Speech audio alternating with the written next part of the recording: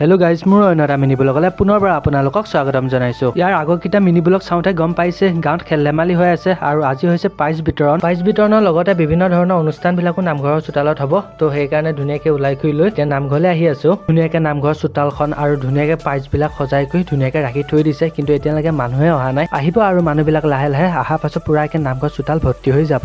সেইফালেও লাহে লাহে মানুহবিলাক আহি পেলাই নামঘৰ চোতালতে বহি ল'লে। এতিয়া লাহে লাহে প্ৰগ্ৰামবিলাক আৰম্ভ হৈ থাকিব।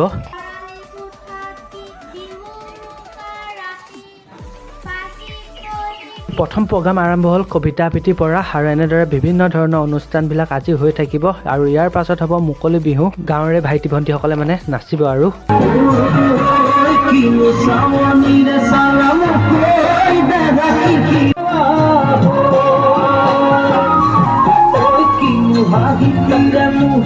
এনেদৰে বিহু প্ৰগ্ৰাম শেষ হোৱাৰ পাছত হ'ল ভেকচন প্ৰতিযোগিতা আৰু ভেকচন প্ৰতিযোগিতাৰ পাছতেই হ'ল প্ৰাইজ বিতৰণ। সেইফালে এতিয়া খেল ধেমালি প্ৰাইজ বিতৰণ কৰি আছে। এনেদৰে প্ৰাইজ বিতৰণ কৰোঁতে আন্ধাৰে হৈ গ'ল আৰু আজি মিনি ব্লগটো ইমানখিনিয়ে আছিলে।